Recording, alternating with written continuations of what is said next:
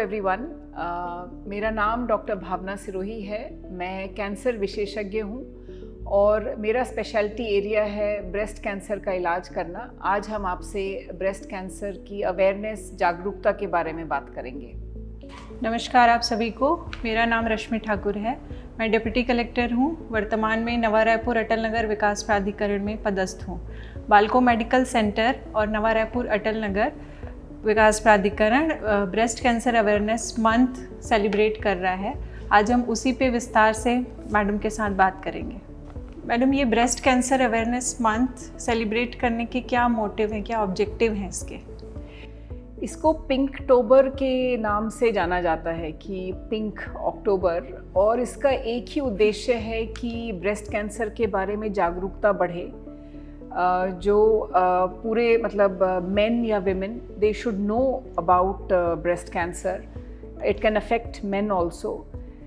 I think every month is an awareness month, but it's highlighted in the month of October क्योंकि एक international organisation थी, उसने ये मुहिम शुरू करी थी कई सालों पहले, और वो चलती आ रही है और एक तरह से अच्छी है क्योंकि इस पूरे महीने में हर दिन को हम कोशिश करते हैं कि ब्रेस्ट कैंसर के बारे में अलग अलग तरह से लोगों को बताएं, जिससे कि वो अपनी जांच भी कराएं। और हमारी सबसे बड़ी प्रॉब्लम इंडिया में है कि जितने भी पेशेंट्स आते हैं वो लेट स्टेज में आते हैं, मतलब उनका कैंसर बहुत एडवांस्ड हो चुका होता है। तो सबसे बड़ा उद्देश्य मेरा और हमारा बाल्को मेडिकल सेंटर से यही है कि जो मरीज़ आएँ वो जल्दी स्टेज में आएँ, क्योंकि उससे क्या होगा कि कैंसर जड़ से ख़त्म हो जाएगा, उसका खर्चा कम होगा, और जो लेडीज़ हैं उनको अपने स्तन को, अपने ब्रेस्ट को निकलवाना नहीं पड़ेगा और जल्दी से इलाज ख़त्म हो जाएगा।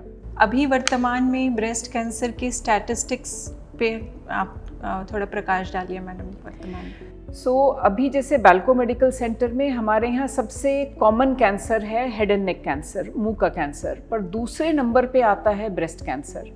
और औरतों में सबसे कॉमन जो देखा गया है कैंसर भारत में, वो ब्रेस्ट कैंसर है।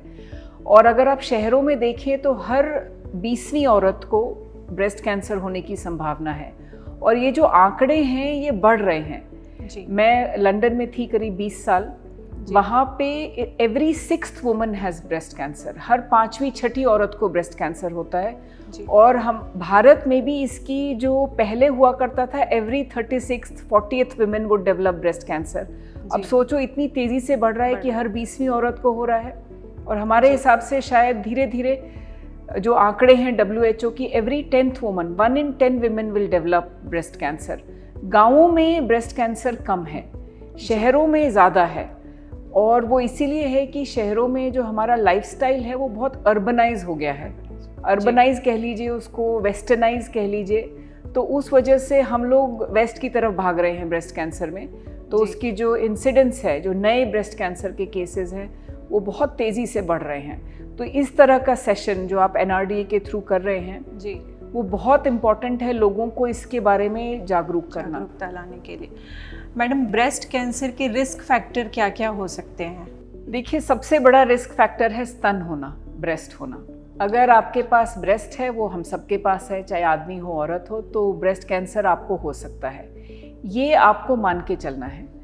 पर जो आंकड़े हैं उनके हिसाब से कुछ चीज़ें हैं जिसके बारे में हमको पता चलता है कि इन लोगों को ब्रेस्ट कैंसर की रिस्क ज़्यादा है। मतलब अगर आप अल्कोहल लेते हैं, आपका वेट नॉर्मल नहीं है, आपका वेट ज़्यादा है, आप ओबीज़ हैं, आपका ओवरवेट हैं, आप एक्सरसाइज नहीं करते हैं, या फिर ज़्यादा समय के लिए ओरल कॉन्ट्रासेप्टिव पिल या हार्मोन रिप्लेसमेंट थेरेपी लेते हैं 5 साल से ज़्यादा।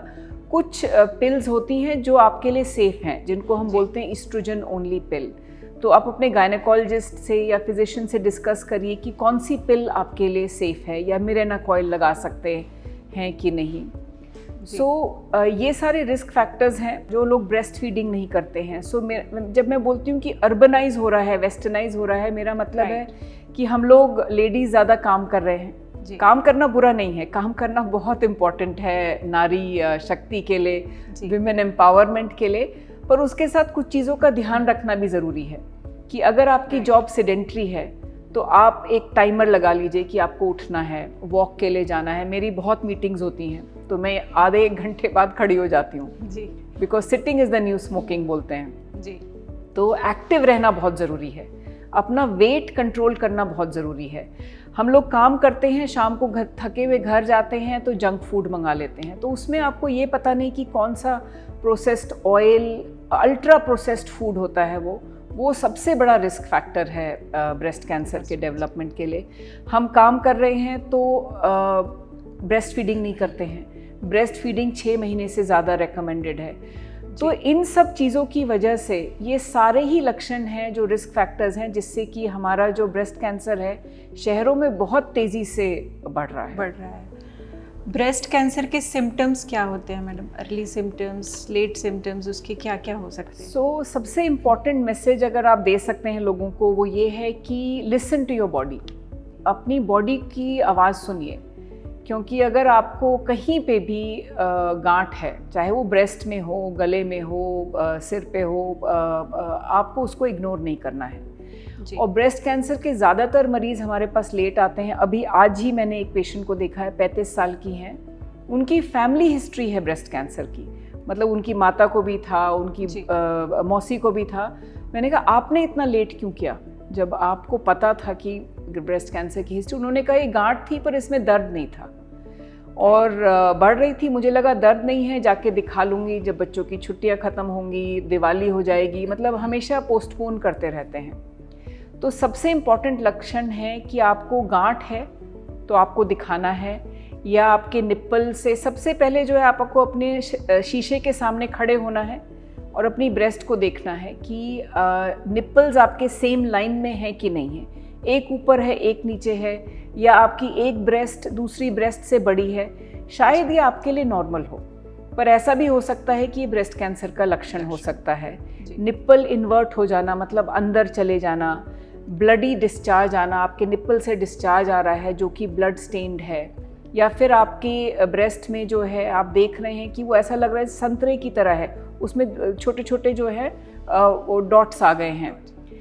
तो कोई भी चीज़ जो आपके लिए एबनॉर्मल है, जो नॉर्मल नहीं है, तो अपने आप को जो है शीशे में देखिए कि आपके लिए नॉर्मल क्या है, because you need to know what is normal for you. तो सबसे इम्पॉर्टेंट लक्षण यही हैं कि आपके कोई भी साइज़, शेप, कॉन्टूर या निप्पल में कहीं भी कोई भी चेंज होता है तो ये सबसे पहले लक्षण होते हैं। सेल्फ असेसमेंट की बहुत ज़रूरत है। बीइंग ब्रेस्ट अवेयर बहुत ज़रूरी है, and being body aware also.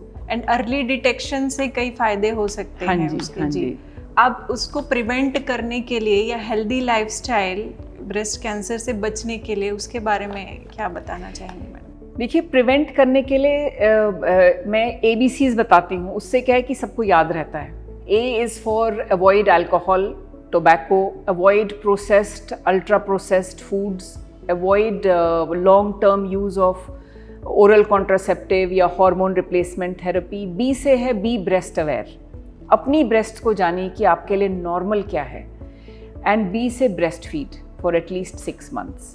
C से है बी काम, योगा करिए, स्ट्रेस अपनी लाइफ में कम करिए। बहुत पेशेंट्स आते हैं, वो बोलते हैं कि मैं डिवोर्स के थ्रू जा रही हूँ या बहुत बड़ी एक लाइफ चेंजिंग इवेंट हुई उनके लिए, तो स्ट्रेस का भी कहीं ना कहीं वो होता है। तो आपके ऊपर डिपेंड करता है कि आप किस तरह से अपने आप को डी स्ट्रेस करें, एक्सरसाइज से करें। सो C इज़ फॉर काम एंड कंप्लायंस। कंप्लायंस का मतलब कि अगर आपको किसी डॉक्टर ने बोला है कि 6 महीने बाद अल्ट्रासाउंड कराइए, टेस्ट कराए, तो उसको आपको करवाना है। D is for diet. Diet का सबसे बड़ा रोल है। डाइट में प्रोसेस्ड फूड्स के बारे में तो बात कर ही दी है मैंने। उसके बाद ये है कि ईट लोकल, जो आपकी जो सब्जियां और फल जो आपके खेतों में उगती हैं, जहां आपके आसपास रहते हैं, अपने आसपास के फार्मर्स को भी सपोर्ट करिए और वहीं से खरीदिए जो आपके फल और सब्जियां हैं, वो सबसे इम्पॉर्टेंट है। और तली भुनी चीज़, सबसे इम्पॉर्टेंट सवाल होता है कौन सा तेल यूज़ करें। तो जो हमारे इंडिया में लोकल तेल है, सरसों का तेल है, कोकोनट ऑयल है साउथ इंडिया में, तो कोल्ड प्रेस्ड तेल जो है वो यूज़ करें। जो तेल आपने एक बार यूज़ कर लिया उसको बार बार मत उबालिए। जब आप बाहर से चीज़ें मंगाते हैं जो फ्राइड होती हैं, वो उसी तेल को बार बार यूज़ करते हैं क्योंकि उन्हें पैसे बचाने होते हैं। सो डी इज़ फॉर डाइट। आप जो है आपकी जो डाइट होनी चाहिए वो बैलेंस्ड होनी चाहिए, प्रोटीन, कार्बोहाइड्रेट, फैट सब कुछ सही मात्रा में होने चाहिए। E is for exercise. WHO recommend करता है कि 30 से 45 मिनट्स आप रोज़ एक्सरसाइज करिए। तो सब लोग बोलते हैं मैं वॉकिंग के लिए जाती हूँ रोज़। अब मेरी मदर भी वॉक करती हैं, मैं भी करती हूँ। अगर आप वॉक कर रहे हैं वो एक्सरसाइज नहीं है, वो एक्टिविटी है। तो एक्सरसाइज का मतलब है जब आप वॉक करें तो बगल में आपके जो चल रहा है या फ़ोन पे आप बात ना कर सकें, क्योंकि आपको इतना सांस फूल जाना चाहिए कि आप फ़ोन पे ज़्यादातर लोग जब वॉक करते हैं तो उनकी वॉक होती है कि कान में लगा होता है और फ़ोन पे बात कर रहे हैं। तो that is not walking, that is not exercise, that is just an activity. So exercise वो होती है जिसमें आपको पसीना आए या आपका थोड़ा सा सांस फूले, तो अपने कंफर्ट जोन से बाहर जाना है। E is for exercise, F is for family history. अब जैसे इन लेडी का बताया मैंने आपको कि फैमिली हिस्ट्री थी, तो इनको जैसे ही गांठ दिखी इमीडिएटली आना चाहिए था। तो आपको अपनी फैमिली के बारे में पता होना चाहिए कि आपकी फैमिली हिस्ट्री क्या है, आपके माता पिता को क्या बीमारी थी, दादी को क्या, नानी को क्या बीमारी थी। और S is the last one, S is for sleep.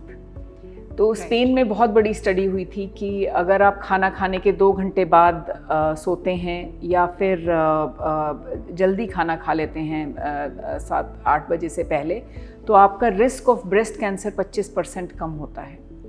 और स्क्रीनिंग में ब्रेस्ट कैंसर के लिए मैमोग्राम जो होता है, एक्सरे होता है ब्रेस्ट का, वो अगर आप 45 साल 45 ईयर्स से ऊपर हैं तो वो आपको कराना चाहिए। और ऐसी जगह कराना चाहिए जहाँ डिजिटल मैमोग्राम हो, क्योंकि उसमें क्या है आपको रेडिएशन कम मिलता है और आपकी जो इमेज क्वालिटी होती है वो अच्छी होती है।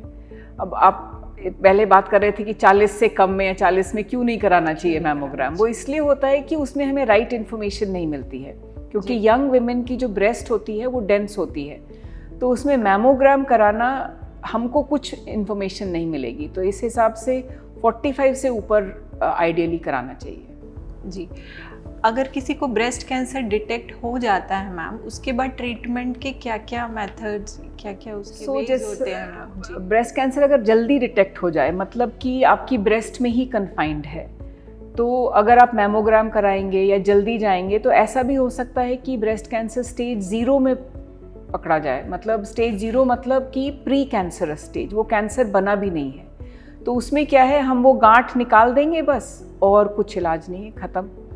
पर लेकिन अगर आपका ब्रेस्ट कैंसर आगे स्टेज में होता है, जैसे स्टेज 1 में हम सिर्फ सर्जरी करते हैं, और अगर ब्रेस्ट कंजर्विंग सर्जरी करते हैं तो उसके बाद हम सिकाई करते हैं, तो 1 महीने में इलाज ख़त्म। स्टेज 3 और 4 में जब डिटेक्ट होता है तो उसमें हम कई बार सर्जरी भी करते हैं, सिकाई भी करते हैं, कीमो करते हैं। कीमो का मतलब जो दवाइयाँ होती हैं जी, कई बार हम इम्यूनोथेरेपी भी करते हैं, टारगेटेड थेरेपी भी देते हैं। तो इन सब मोडालिटीज़ से किसी पेशेंट को सिर्फ एक चीज़ की ज़रूरत पड़ती है, किसी पेशेंट को सब चीज़ों की ज़रूरत पड़ती है।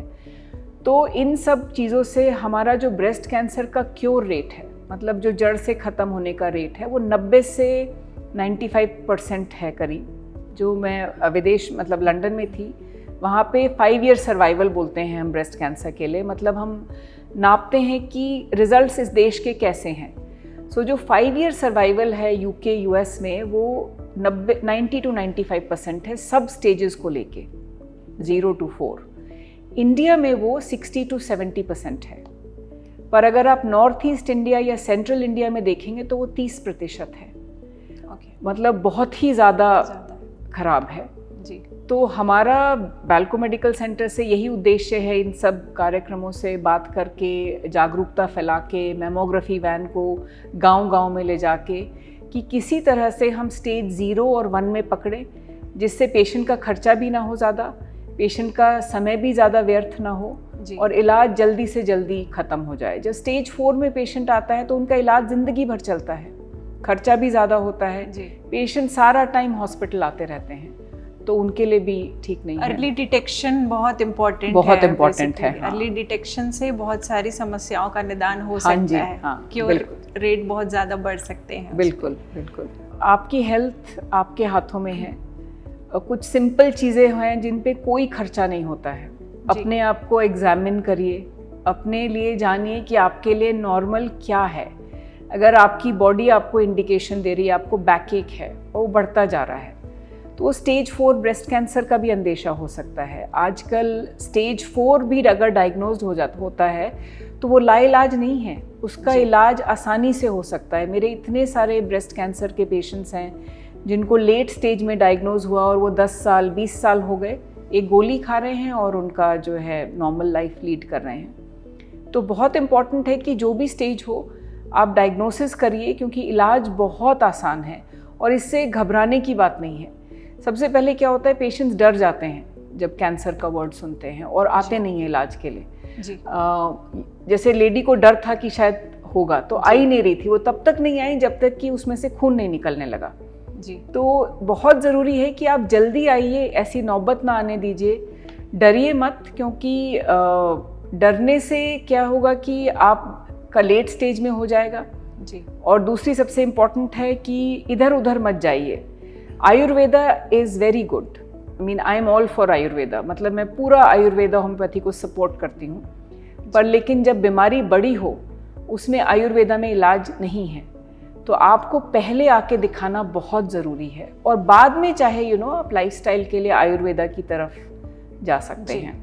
मैम, ब्रेस्ट कैंसर पर बालको मेडिकल सेंटर की तरफ से क्या इनिशिएटिव्स लिए जा रहे हैं? देखिए, सबसे बड़ा इनिशिएटिव है हमारी मेमोग्राफी वैन है। उसमें मतलब वैन में ब्रेस्ट को एक्सरे करने की मशीन है, जिसको कि हम गांव शहर अलग अलग जगह ले जाते हैं जल्दी डायग्नोस करने के लिए, स्टेज 0 और 1, और महीने में ज़्यादा से ज़्यादा कैंप करने की कोशिश करते हैं।